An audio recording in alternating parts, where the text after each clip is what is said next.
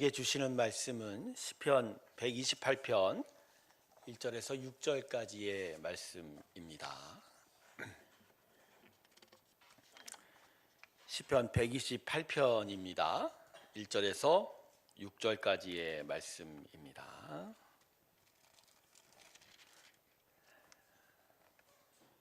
찾으셨으면 제가 읽겠습니다. 여호와를 경외하며 그의 길을 걷는 자마다 복이 있도다.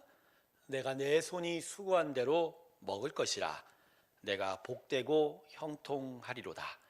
내 집 안방에 있는 내 아내는 결실한 포도나무 같으며 내 식탁에 둘러 앉은 자식들은 어린 감람나무 같으리로다. 여호와를 경외하는 자는 이같이 복을 얻으리로다.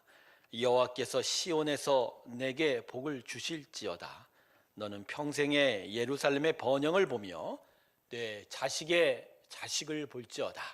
이스라엘에게 평강이 있을지로다. 할렐루야. 우리 하나님께 영광의 박수 올려드리겠습니다. 아멘. 아침에 교회 오는 길에 찬송가를 들으면서 오는데 하나님께서 마음이 주시는 마음은 우리가 하나님께 드리는 예배는 하나님을 향한 사랑이다. 할렐루야.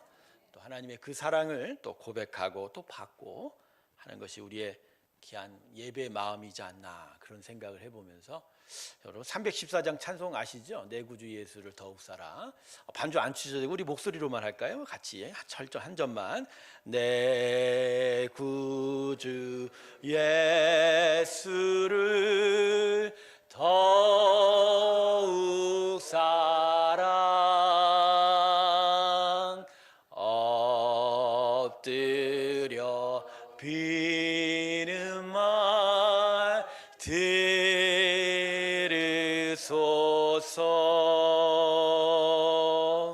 내 신정 소원이 내 구주 예수를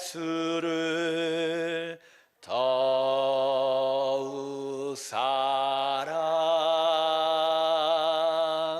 더욱 사랑. 내 진정 소원이 내 신정 소원이 내 구주 예수를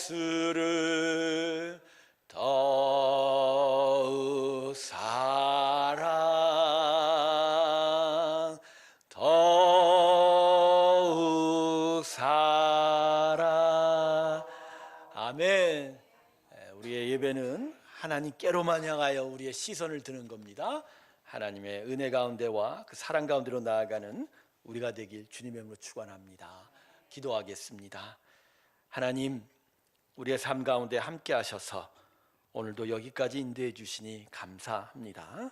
하나님의 사랑 주심과 또 그 사랑에 우리도 사랑으로 응답하는 귀한 고백을 주께 드리오니 함께하여 주시옵시고 하나님의 말씀의 능력과 은혜를 오늘 우리 심령 가운데 부어 주시옵소서. 오늘도 우리 가운데 깨닫게 하시는 성령의 귀한 은혜가 함께하기를 소원하고 감사드리며 예수님의 이름으로 기도드립니다. 아멘. 천하 만물을 만드신 하나님의 창조에 대한 기사가 창세기 1장과 2장에 기록되어 있지요. 1장은 6일 동안에 하나님께서 만드신 모든 피조물에 대한 기록이고요. 2장은 특별히 사람의 창조가 어땠는지에 대해서 좀 더 구체적으로 자세하게 기록되고 있습니다. 그런데요, 이 창세기 1장과 2장의 기사에서 특별하게 기록되는 부분이 있어요. 그게 뭐냐? 이게 남과 여가 창조가 돼서 합하여 한 몸을 이루었다라는 것입니다. 다른 피조물들의 창조는 그냥 만들어졌다 이렇게만 얘기하는데 사람의 창조는 그냥 사람을 만들었다 정도에 끝이지 않죠? 남자를 만들고 또 거기서 여자를 만들고 또 거기에 끝이지 않아요. 남과 여가 합하여 한 몸을 이루었다. 남자와 여자가 한 몸을 이루어 무엇을 이루었다는 거죠? 가정을 이루었다. 이렇게 창세기가 기록을 하고 있습니다. 여러분, 이 부분은 창세기의 창조 기록이 말씀하고자 하는 아주 중요한 포인트가 됩니다. 여러분, 창조 기록의 목적은요, 우선적으로 우주 천하 만물의 창조주가 누구다? 우리 하나님이다. 이걸 밝히는 겁니다. 하지만 창조 기록의 목적은 창조주 하나님을 밝히는 것에 끝나지 않아요. 창조하신 만물에 대한 하나님의 통치와 다스림이 어떻게 이루어지느냐, 이것도 중요한 포인트가 되는 거예요. 그래서 창세기 1장에 사람의 창조 기사에 보면 하나님께서 사람을 만드시고요, 사람에게 유독 특별한 명령을 내리세요. 뭐라고 얘기하시죠? 생육하고 번성하여 땅에 충만하라. 땅을 정복하라. 살아있는 생물을 다스리라. 이렇게 말씀하고 있는 거예요. 그러니까 창조의 기록은요, 창세기의 창조 기록은 하나님의 창조주 되심과 함께 사람의 사명과 권한에 대해서 기록한 겁니다. 그리고 이 사람이 타락함으로써 이 만물을 다스릴 그 사명을 온전히 순종하지 못했다, 이루지 못했다.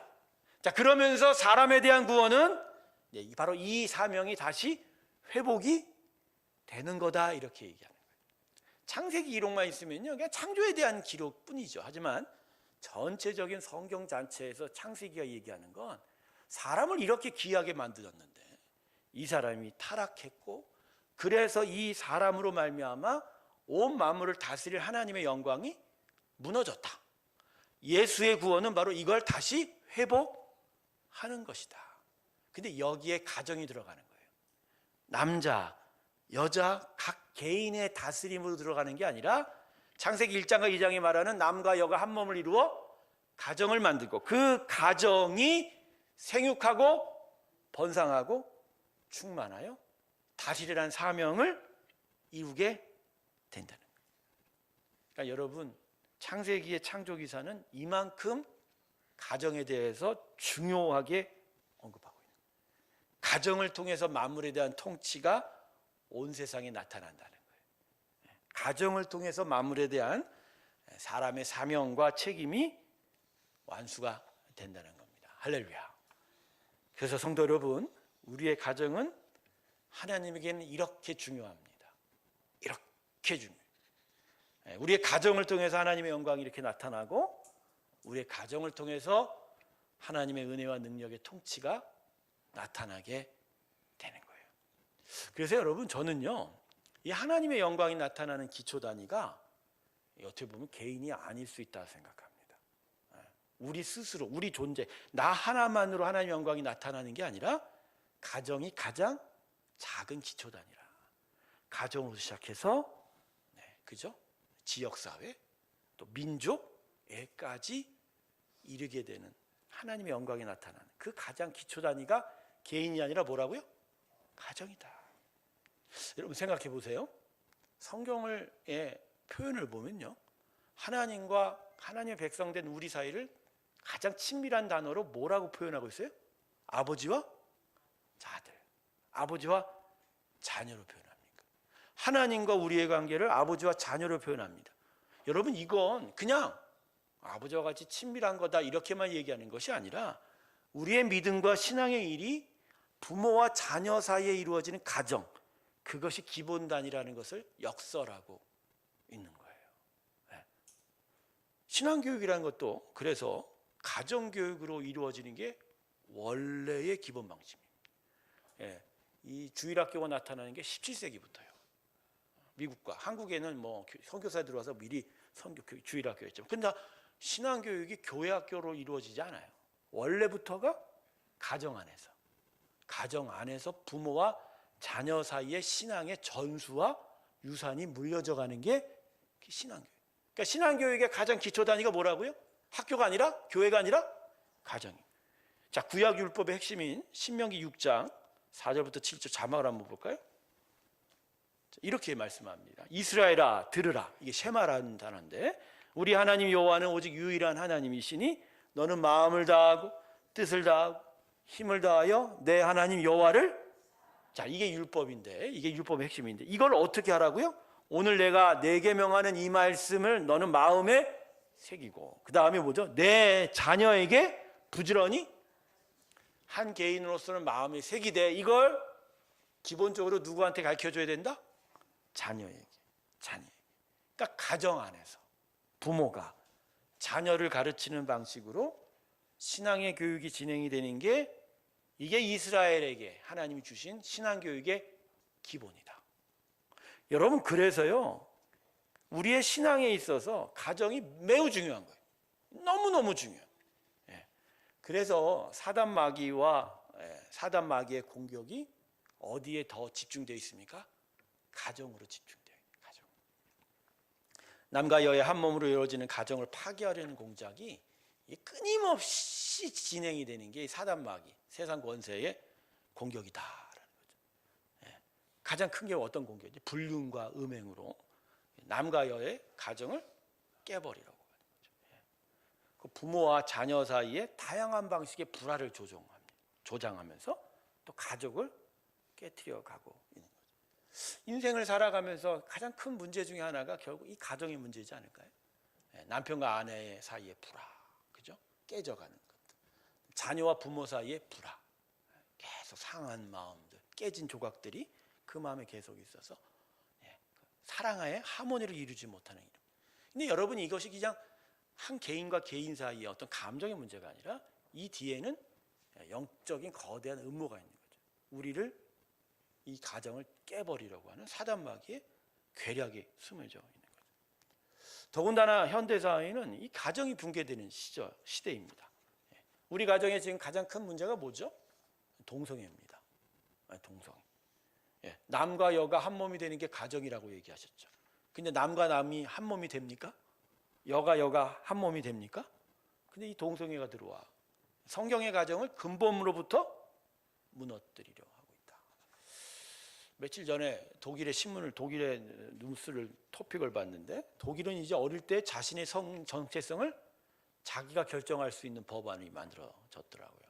그러니까 이제 자기가 마음에 들면, 남자로 이제 살다가 마음에 들지 않으면 뭐라고, 나는 이제 여자야 선언할 수 있다라는 거죠. 쉽게 말하면.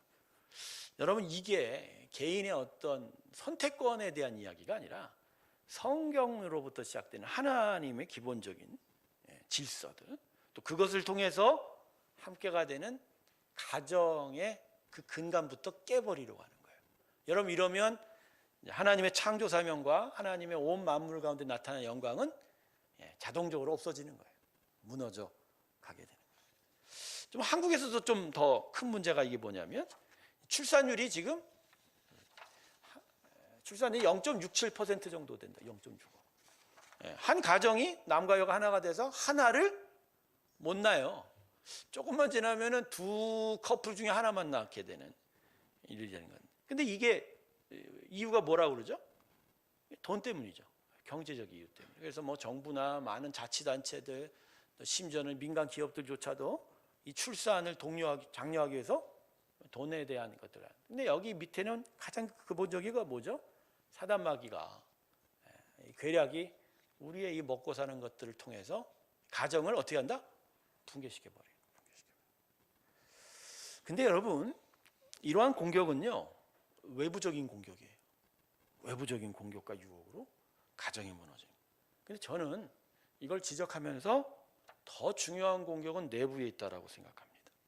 내부에 있다. 즉, 가정 안에서의 불신앙과 불순종을 통해서 성경적인 가정의 중요한 역할과 책임, 사명이 내부에서부터 무너지고 있지 않나, 그런 생각을 하게 돼요. 사무엘상을 보면 엘리 제사장이 나오죠. 근데 그 두 아들, 비누와 혼니아스라는 두 제사장이 타락하고 패역합니다. 그래서 결국 하나님의 언약궤를 끌고 나가서 전쟁터에 가서 결국 져서 언약궤를 블레셋에게 빼앗겨버려요. 이 두 아들은 전쟁터에서 비참하게 죽게 됩니다. 근데 이에 비교해서 사무엘상은 한나의 아들 사무엘이 하나님 앞에 서원된 자녀로서 온전히 하나님께 바쳐지고, 또 한나의 엄미 기도와 믿음의 후원으로 민족을 구하는 선지자로 세워져 가는 것을 함께 기록하고 있는 거예요. 여러분, 이건 무슨 의미냐면요, 가정 내부의 신앙교육의 잘못과 성공으로 그 자녀들의 성공이 믿음으로 세워져 가는 것이 결론이 난다라는 이야기를 하고 있는 거예요. 사무엘상은 원래 왕의 기한이에요. 하나님의 영광이 사사기의 시대를 이어서 사사기의 자기 소견에 오른 대로의 시대를 끝내고 하나님의 신정이 들어서는데, 하나님의 신정, 하나님의 영광, 하나님의 다스림이 들어서는데 이게 민족적이고 국가적인 차원의 일이 아니라 한 개인으로 드러나는 거예요. 한 개인 말입니다. 사무엘 말입니다. 엘리의 두 아들. 이것이 비교됩니다. 결국 이야기하고 싶은 게 뭐죠? 이스라엘의 가정교육이 제대로 섰으면 하나님의 영광은 이스라엘 위에 더 분명하게 나타날 수 있다라는. 그러니까 구약은 이스라엘 백성들의 신앙의 실패를 지적하면서 그 안에 가장 중요한 요소로서 가정이 신앙교육으로 잘 세워지지 못했다. 가정 안에 세운 온전한 신앙이 세워지지 못했다라고 우리에게 가르치고 있는 겁니다. 자, 오늘 본문 말씀으로 좀 돌아가 보죠.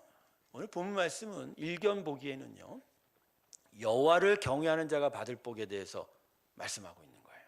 그런데 사실 잘 읽어보면 여호와를 경외하는 자가 받을 복을 구체적으로 기록하면서 실상은 가정에 대한 하나님의 마음을 기록하고 있는 거예요. 그러니까 뭐를 하면 내가 뭘 주겠다고 하는 이러한 기복적인 구조에서 이 말씀이 기록된 게 아니라, 너희의 가정이 나를 경외할 때, 하나님의 마음이에요.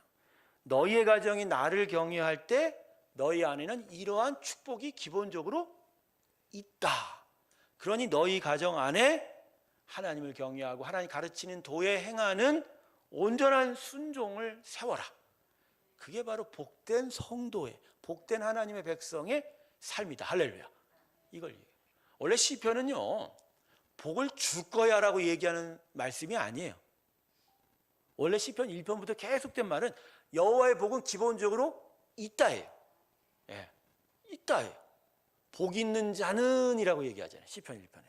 시편 150편을 끌고 가는 그 서두의 말씀이 뭐죠?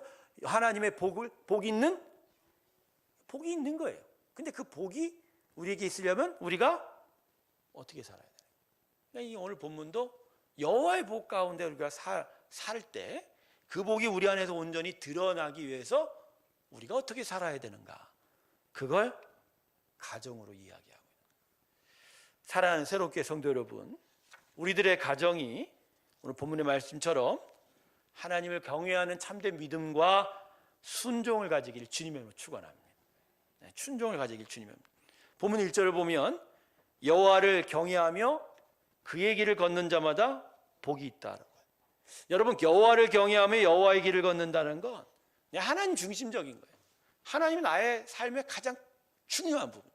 그분의 뜻, 그분의 영광, 그분의 선택, 그분이 나를 인도하는 것이 가장 중요하고, 그걸 존경하고, 그걸 귀하게 여기고, 무겁게 여기고, 그 가르치는 말씀대로 순종하게 살아간다. 근데 그러한 삶의 기본 질서와 중심이 세워질 때 개인적으로만 복을 얻는 것이 아니라 그 자정 자체가 하나님의 복이 있게 된다는 거예요. 그래서 여러분, 우리는요, 각 개인이 믿음을 가진 것을 넘어서 이 가정으로 믿음과 순종을 가져야 됩니다. 여러분, 이거 아주 중요한 부분입니다. 우리는 흔히 우리의 가정을 놓고 볼 때, 내 아들, 내 자녀, 내 가족이 예수 믿어야 되지, 이 정도에서 생각해요. 근데 이거가 그 정도의 선이 아닌 거예요. 여러분, 우리 가정을 통해서만이 하나님의 영광이 나타나고, 우리 가정을 통해서 하나님의 복이 드러나는 거예요. 그러기에 가정 안에 우리가 온전히 하나님을 경외하는 일을 세우는 것이 이게 아주 중요한 일이라는 걸 가르쳐 주는 거예요. 그래서 남편 혼자, 아내 혼자, 자녀들만, 부모들만이 믿음을 가지는 것에 머물면 안 됩니다. 그건 완전한 것이 아니에요.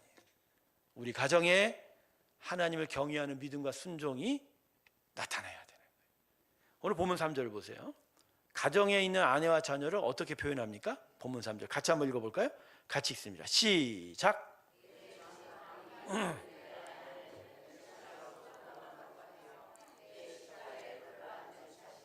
어린 감람나무 같으리로다. 아멘. 여러분, 이건 내가 하나님 잘 믿으면 우리 아내에게 이런 복을 주고 우리 자녀에게 이런 복을 준다는 얘기가 아니고요. 기본적으로 하나님의 백성의 가정은 이러한 복이 있다는 거예요. 근데 남편 얘기는 없죠. 워낙 구약이 남성 중심으로 쓰여져 있기 때문이에요. 근데 오늘 본문을 보면 3절에 아내는 어떠한 열매 같다고 얘기했죠? 결실한 포도나무. 이스라엘에게 축복을 상징하는 열매가 세 가지죠. 포도나무, 감람나무, 올리브나무. 그 다가 뭐죠? 무화과나무. 이 세 가지인데 포도나무, 그 결실한, 그 달고 단과 같은 풍성함이 원래 여호와의 백성들의 가정 안에 아내에게 나타나는 풍성함이다. 자녀는 뭐라 그러죠? 어린? 여러분 이거 아직 열매가 안 열린 거예요. 그런데 이건 축복이 확정되어 있는. 그러니까 하나님의 백성의 자녀들은 기본적으로 이 풍성함을 얻고 사는 거예요. 그걸 예견하고 있는 거예요. 그런데 여러분, 이건 하나님의 백성의 가정에 대한 이야기죠. 그런데 그 가정이 각각의 가정 안에 그 구성원들이 어떤 쪽은 믿음을 가지고 있지만 어떤 쪽은 믿음을 갖고 있지 못하다면, 부모는 복을 받아서 풍성함을 가지고 있는데 자녀가 하나님 믿지 못해서 복 받지 못한 이 감람나무의 복이 열매 맺어지지 않는다면 말입니다. 그러니까 이 시편을 지을 때 시인은 바로 이 부분에 대해서 이야기하는 거예요. 우리 모두가 우리 믿음의 가정이 이러한 복이 있어야 되는데 우리 안에 이 믿음이, 이 순종이, 이 여호와를 경외하는 일이 안 나타난다면 이거 얼마나 아픈 일이 될 수 있을까라. 근데 혹시 여러분들 중에 마음 아픈 반응을 할 수 있는 수가 있을 거예요. 특별히 부모 세대들은 우리 자녀에 대한 마음이 아픈 게 있어요. 알죠? 이번에 우리 태신자 작정할 때도 교회를 떠난 우리의 자녀들에 대한 작정이 무려 80%가 넘습니다. 그러니까 우리 친구나 이웃에 대한 작정보다 지금은 어디에 집중하고 계세요? 자녀. 근데 마음이 그래, 이런 마음이 있어요. 아니 목사님 알죠. 근데 우리 힘으로 안 되는 걸 어떻게 하겠어? 지들이 믿기 싫다고 가버렸는데 내가 어떤 힘으로 저렇게 합니까? 내가 뭐 믿지 말라고 한 것도 아닌데, 그죠? 본인들이 저렇게 고집을 피우니 어떻게 합니까? 저는 부모님들의 이러한 반응에 고개를 끄덕입니다. 마음을 같이 합니다. 그렇죠. 신앙의 선택은 옆에서 강제로 한다고 하는 게 아니라 누가 하는 거죠? 자기가 하는 거겠지요. 그러나 제가 오늘 이 자리에서 여러분과 함께 나누고 싶은 건 한 가지 생각은 해보았으면 하는 마음에서 오늘 본문 말씀을 나누는 거예요. 그게 뭐냐? 우리의 가정의 신앙과 믿음의 충만함을 위해서 진짜 우리가 애를 썼을까라고 하는 아픈 질문을 던져보고 싶은 거예요.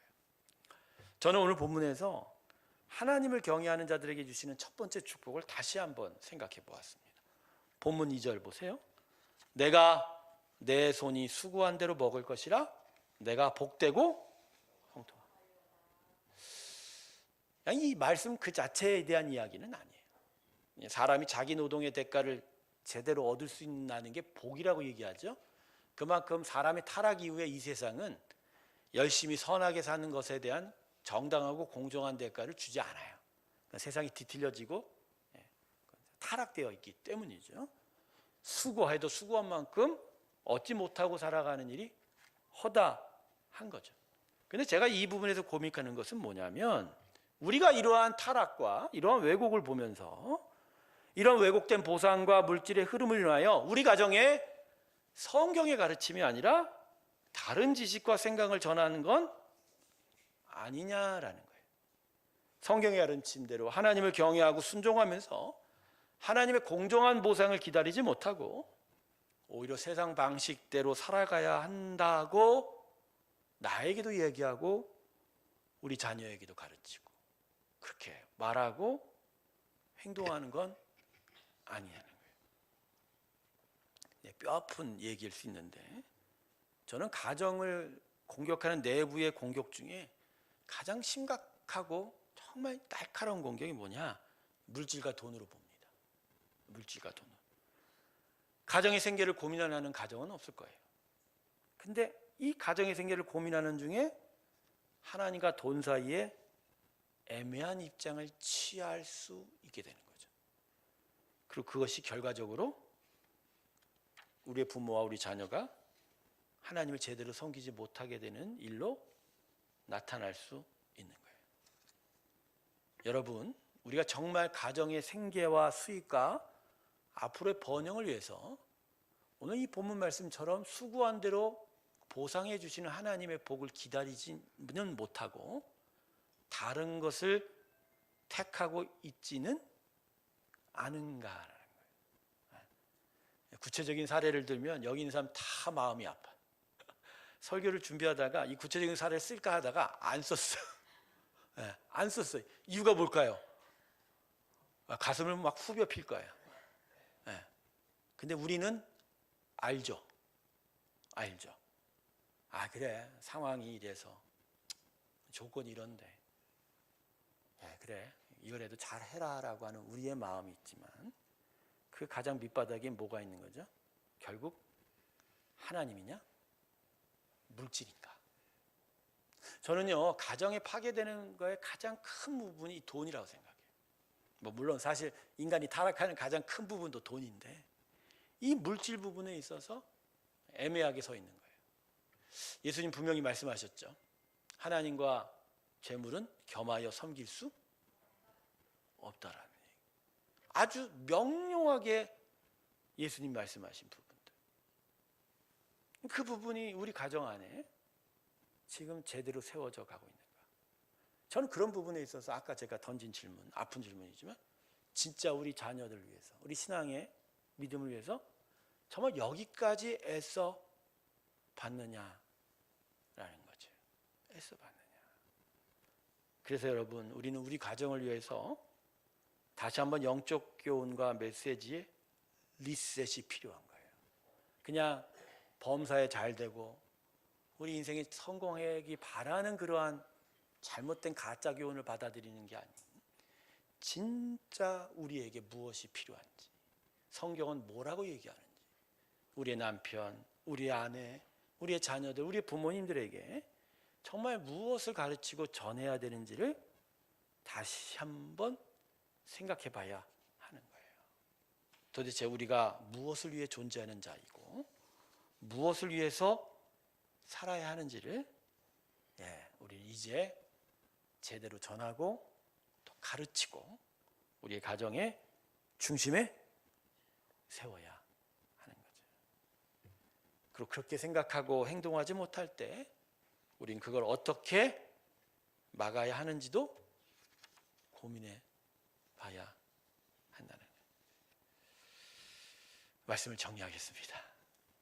오늘 말씀은 가정의 이야기도 하지만 5, 6절을 가보면 민족과 믿음의 공동체에 대한 복도 언급하고 있어요. 5절과 6절을 보세요. 여호와께서 시온에서 내게 복을 주실지어다. 너는 평생에 예루살렘의 번영 보며 내 자식의 자식을 볼지어다. 이스라엘에게 평강이 있지어다. 바로 가정의 그 복이, 가정 안에 하나님을 경외하는 믿음이 세워질 때 그것들이 민족의 공동체와 교회의 부흥으로 연결이 된다는 것을 우리에게 가르치고 있는 거예요. 저는 그래서 새로운 교회의 교회학교와 우리 청년들에 대한 부흥의 기는 바로 여기 있다라고 생각합니다. 제가 이제 토요일마다 우리 청년들하고 함께 예배드리면서 함께 하나님의 말씀을 나누겠지만 저는 우리 청년들한테 무엇을 하라고 가르치지 않아요. 너 이런 거 지켜, 이런 걸 해. 자신의 예배를 잘 나오지 못함에도 불구하고 너 주일 성수에 저 이런 거 안 가르쳐요. 왜냐하면 그럴 단계가 아니에요. 오랜 세월을 교회 안에서 자랐지만 정말 영적 가치가 무엇인지, 믿음이라는 게 무엇인지, 내가 살아가는 믿음의 방향이 무엇인지를 아직 몰라요. 그냥 교회 생활에 익숙한 거예요. 그냥 교회 생활에 자기 자신의 마음이 편한 거지 정말 복음이 그들 안에서 살아가느냐.